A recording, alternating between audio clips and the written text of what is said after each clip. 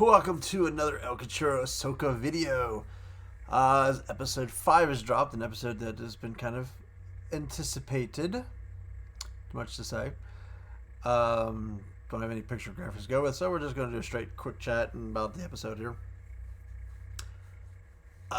It's called Shadow Warrior. It's not as action-packed as our previous episode, which is okay. This was a more story pushing episode. It was still really good. A lot of real cool stuff in this one. A lot of stuff that's going to drive people crazy. Some Force stuff that's going to probably drive some people mad. But hey, it's all good. This show's been so far been an A+ for me so far. It's been really good. Like I said, we don't have the action in this one, but it's still got. I mean, there's some little bits here and there, but not extreme like the last episode. I'm gonna go straight still with give this one a 9, because the visuals we get in this are really good, and some of the character interactions we have are really good. So to get into our recap.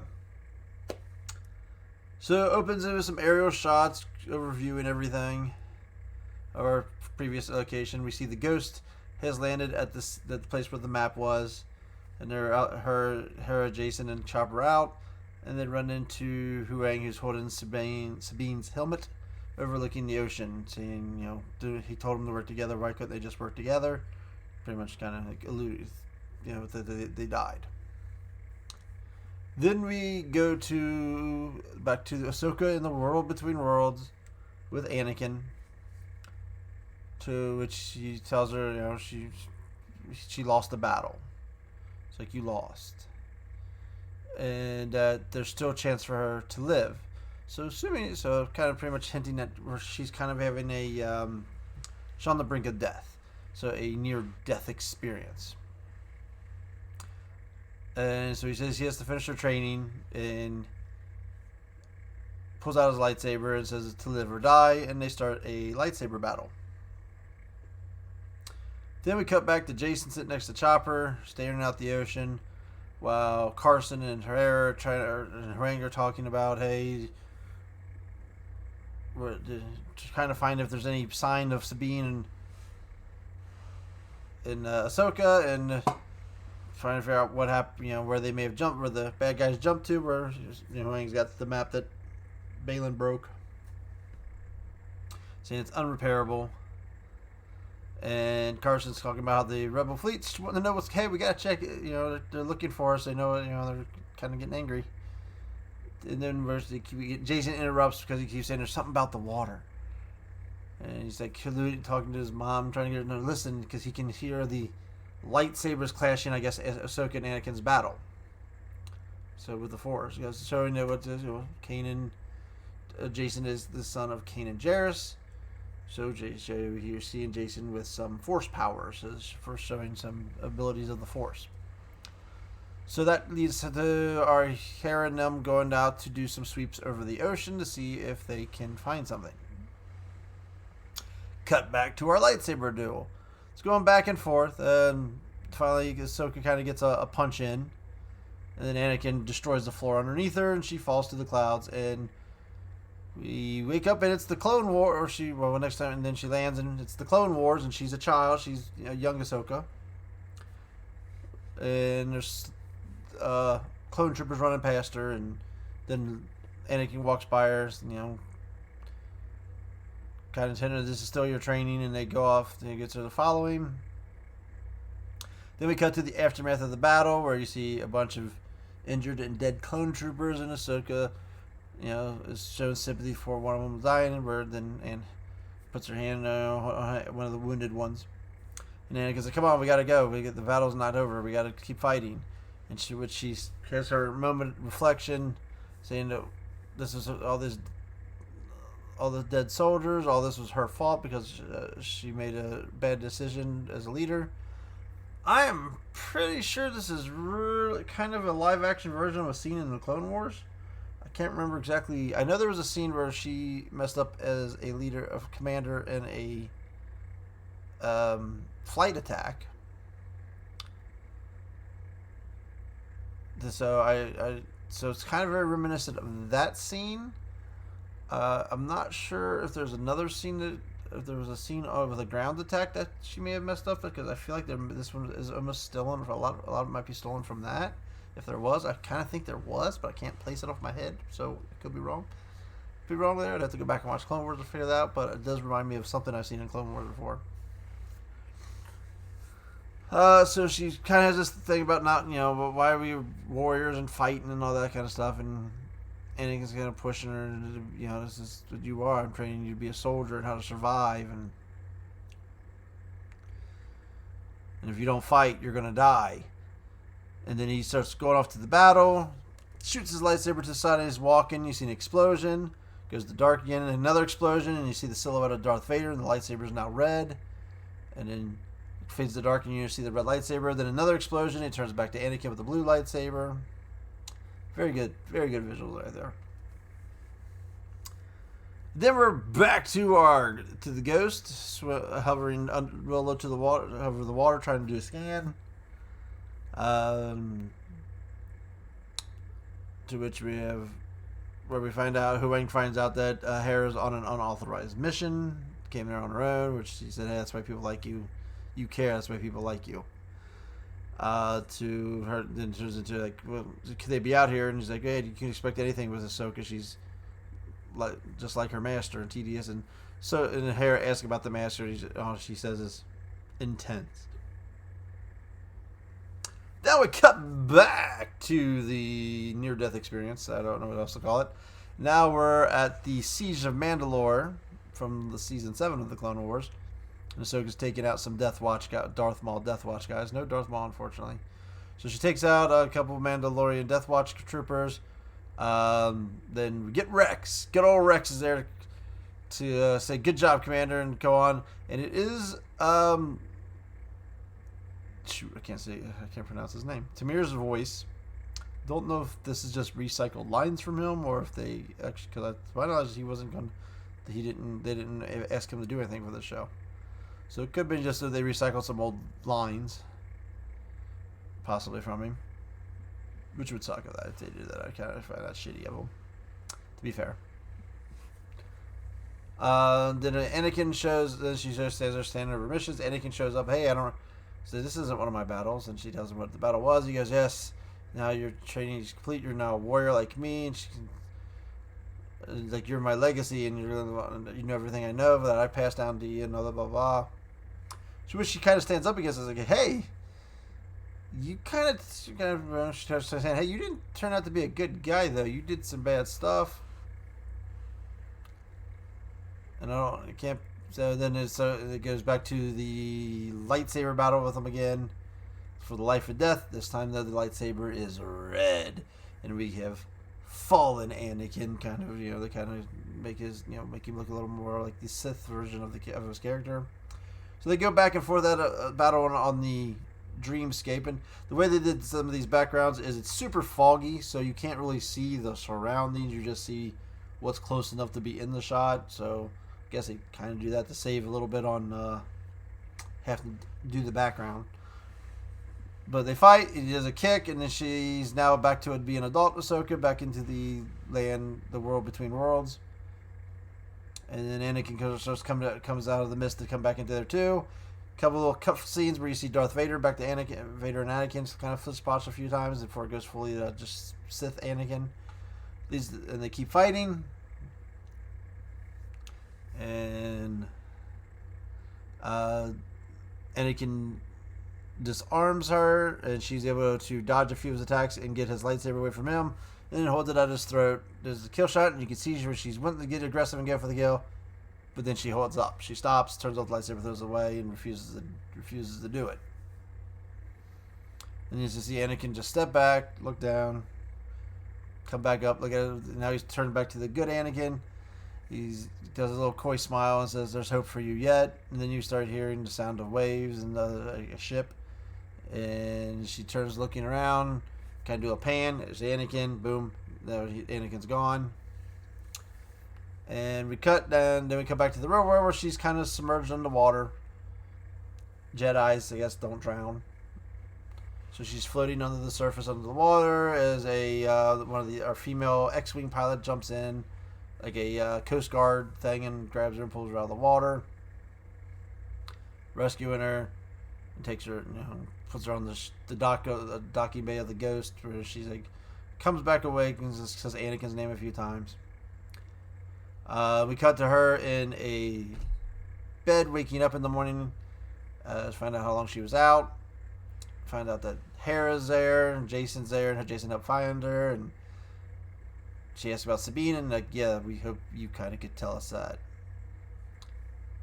She goes outside to meet up with Hera now, thanks Jason for finding her, and stuff like that, and then this is the part where people are probably going to get upset about. It's like, well, last time I seen Hera ask her about Sabine, the last time I seen her, she was holding this map. So like maybe there's an impression on it. So she uses that force impression power. We've seen her use it a couple times in the show. We've seen Jedi kind of use some stuff like this for mission. We know Luke's seen the future before, and so has Anakin. And I don't know if we've actually had this ability anywhere before. And I don't think you technically needed to do this. So she's using this ability to pretty much see what happened after she fell off the cliff, about pretty much Sabine going with Balin and stuff like that and leaving the planet. So she's like, yeah, she's alive, they took her, at least she was alive when she left the planet. Personally, another way you could have done this was you have her helmet. All you gotta do is Ahsoka look at the map and says, well, she was holding this with a gun, but this isn't a blaster shot. This was done by a lightsaber. And Hera's like, also with the fact that Hera could have mentioned, oh, well, they did make the jump to light speed. So that means they had, that means they had the coordinates and they destroyed the map afterwards. And if they don't see, there's nobody Sabine, then it would be, they must have took her with them. You could have just easily done that without having to do the old force power thing, but hey, you want to do the force power thing. Which, I'm cool with that. Like I said, I think you could have got around it, but whatever. It's okay. Then we have details that the Rebel fleet is coming in, and they're not happy. They're not coming because they're coming in to get Hera because she just, came up. She went rogue. And so Hera's trying to deal with them. Ahsoka's job is to figure out how to find Ezra, or how to get to where Sabine went. So we see, they mentioned, name dropped Leia, saying that she was kind of trying to cover for him a little bit. And then we see Hera and Mon Mothma saying, do you have any proof of it? Did you caption Morgan Elsbeth? Do you have any proof of it? Do you have any proof of the throne? No. It's like, I can't really help you. You have to go to Coruscant and face the tribunal, I guess, to see if you are fit for command. And you're going to need Ahsoka because she's got to be the only one that can testify on your behalf. So Ahsoka's outside, and she looks up, and we see some of the Purgle flying through the air above her. And I kind of had, I did kind of feel like this was probably one of the ways that I thought they could possibly find a way to get there. So she goes in to tell them that, hey, I got a plan. I know how to find where Sabine went. So then we see them all take off flying. Her thoughts is she's going to pretty much use the Force to talk to the Purgle. People might have an issue with this part too, but there's been plenty of times that we've seen Jedi use the Force to communicate with animals before.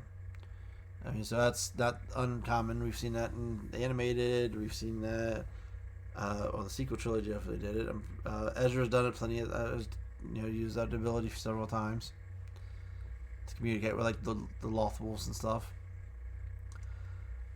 So they send the X-wings to distract the fleet command. That's the 3 fleet cruisers that came in the system, so they don't interrupt this procedure. They find the biggest whale, and Ahsoka goes out onto the deck of her ship to kind of commune with it, with the Force. And we have Carson trying to run interference with. Oh, I did forget a part. We gotta go back.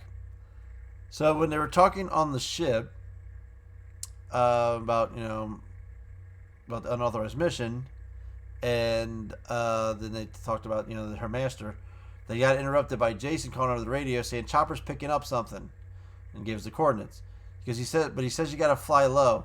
She's like, how low? And this is a great touch because then you can hear Jason go to Chopper. She wants to know how low. He says real low. I thought that was a great touch because that sounds pretty much like a real interaction with a kid. Instead of the turn around, like, because Mom says you got to get the corn. Which corn? He wants to know which corn. The blue can. Something like that. Okay, so perfectly done. That was a perfectly written thing because that felt like a real life situation. With a kid usually relaying a message. Sometimes he has to go back and you hear him to ask the question again. Great touch, Dave. Great touch. Now we'll go back. So Carson's trying to come up with this distraction with the fleet. Kind of reminded you like a little Poe Dameron's little thing he did with Hux. Only not as comic. Not like he's trying to pull like he was doing like a joke with Hux. He's kind of just trying to dance around the issues before he finally says, "All right, I'll tell you what's going on, but you're not going to believe me." So Ahsoka's able to commune with the whale, and the whale opens its mouth, and she goes, knocks on the window, says, "All right, take us in." And then she goes back in the ship, and they fly the ship inside the Purrgil's mouth, and it closes its mouth. I kind of had a feeling that I kind of had a feeling they were going to use the whale to the Purrgil to find out to get there. And in this episode, when I saw them actually go through with it, it's like they're gonna like probably have a whale bite them or put them in their mouth or something like that. And I was damn right. So they go. So the whale. They go inside the whale's mouth, and then we cut back to the fleet, and Herrick says, "Hey, you guys better get out of their way." So the big squadron of whales start flying out in outer space and flying past all the ships. And to which we find out Hera's still not on the outside. So he's like, Ahsoka's like, "Sorry, you can't come with us." And she's like, "I will find them and I will bring them back." So about Ezra and Sabine, and then the whales do their thing and they jump into hyperspace, and that's where the episode ends. So like I said, it's not a strong action episode. We get the lightsaber kind of duel with Ahsoka and Anakin, but it's like the visuals. You get the Anakin her interaction with Anakin. It looks just so cool. They did such a really good job making Hayden look kind of younger. You can kind of see it in his voice acting a little bit that he's definitely a lot older because he didn't have the youthness in his voice. But I mean, just seeing that makes you say like, "Damn, man, people ain't gonna like this." George, you could have gave us this like 20 years ago, man. You could have spun this off, the Clone Wars off into something 20 years ago. Just think, he could have done this 20 years ago. He could have done a sequels trilogy from The Return of the Jedi 30 years ago. The only problem with Disney sequels is they did them too late. So they had to kind of try and make it match where they could. George Lucas could have done those sequels like in the 90s. We could have had Star Wars, and where all the actors were still been young enough to do the stuff. Just saying. We should have got sequel trilogies in the 90s. We could have got a live action Clone Wars stuff like this in the late 2000 decade, towards the end of that, instead of going into animations, like, oh, there's so much possibility we could have had there. And that would have been kind of cool. And that was in the time where everybody got massive budgets, so it would work too. But I digress. So we had some cool visuals. The world between worlds was kind of used as a near-death experience. So could this all have been in Ahsoka's head? Did this actually happen? I mean, the other thing that kind of points out that there's actually something really happened is Jason heard the lightsabers. So to prove that there was maybe some real life interaction going on. There's some real interaction between the two going on. But she was obviously like underwater, just her body just floating in the water while she was having this experience. So it's could be real, could be just in her head, however you want to call it. But those visuals were really cool. We had some great. The whales looked really good. So it's a pretty solid episode for just a story episode. So I'm still, like I said, I'm still cool with that. Now we're going to this galaxy far, far away. Pun intended. So we'll see where we jump into this next episode. I'm hoping we're going to get some exploration of this galaxy. I'm hoping this is going to be more about them searching. And like I said, everyone yelled about the map. Was not a map to Grand Admiral Thrawn. It was a map to this galaxy. So when we get the other bad guys get there, they should still have to be trying to find Grand Admiral Thrawn. Granted, maybe they could find a way to use the radio to find him or something like that. But they should not. They should not have jumped. They better not have jumped directly to Grand Admiral Thrawn, because yes, then that makes the map kind of stupid. But it should have been just, this is how you get there, but now you're there, now you got to find him. And just like our heroes are going to have to find Ezra, whatever happened to Ezra. If he's still with Thrawn, or if he's not with Thrawn, if he's out on his own, but we'll have to see. So that's where we should be. So the next episode is the two groups trying to locate their supposed characters. I do feel like there's a good shot we don't get Ezra till the very end. I do feel like that's a possibility. That Ezra, I do think there's a possibility that we get Ezra at the last second.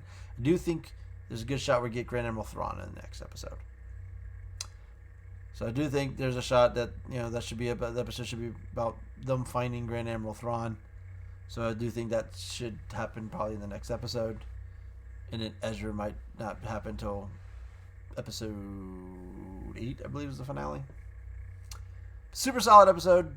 I'm still super happy with it. So like I said, I still give it a 9. It was a totally enjoyable episode. Just gives back all the member berries when you see the Anakin and Ahsoka stuff, and then they get her the young Ahsoka. I don't know the actress, the kid actress playing her. Obviously, it's the kid's voice because it didn't sound like Ashley Epstein or so. So it didn't sound like they brought her in. I could be wrong, but it didn't sound like her. So I'm assuming it was the kid actress that was playing Ahsoka's voice. But super good. We're still going great here. We're getting that we're going down the home stretch. We're in the home stretch of the season, so a lot of good stuff to look forward to. So until next time, Cachorro out.